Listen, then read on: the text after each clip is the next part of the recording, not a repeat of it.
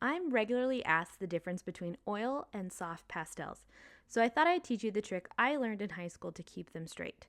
Oil pastels are like painting with lipstick, and soft pastels are like painting with eyeshadow.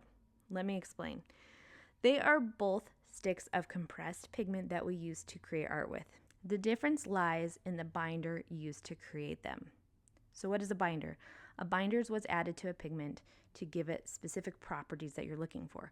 So, colored pencils often use quite a bit of wax to allow that pigment to stick together and allow us to add it to paper.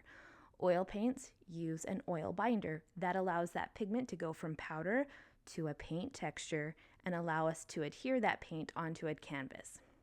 Oil pastels use a combination of oil and wax mixed with the pigment to create oil pastels. These have a creamy, smooth texture, similar to how it'd feel to paint with lipstick. How soft and creamy and pigmented they are will depend on the quality of oil pastel you're using.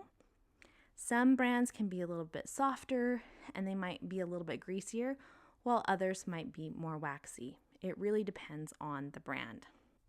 Soft pastels, on the other hand, are made by taking pigment, water, and then a binder such as gum tragacanth or methyl cellulose, or a combination of both binders, and then mixing that together and forming it into a stick and allowing it to dry.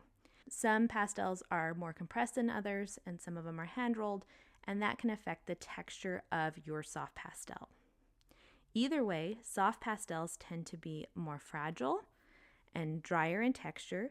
They can feel similar to how it would feel if you were painting with an eyeshadow. But you can get very, very soft, beautiful blends with your soft pastels.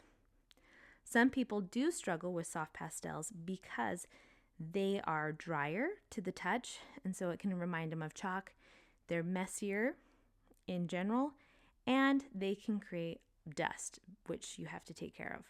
I personally love soft pastels. They are my favorite medium to work with, but everyone has their own preferences.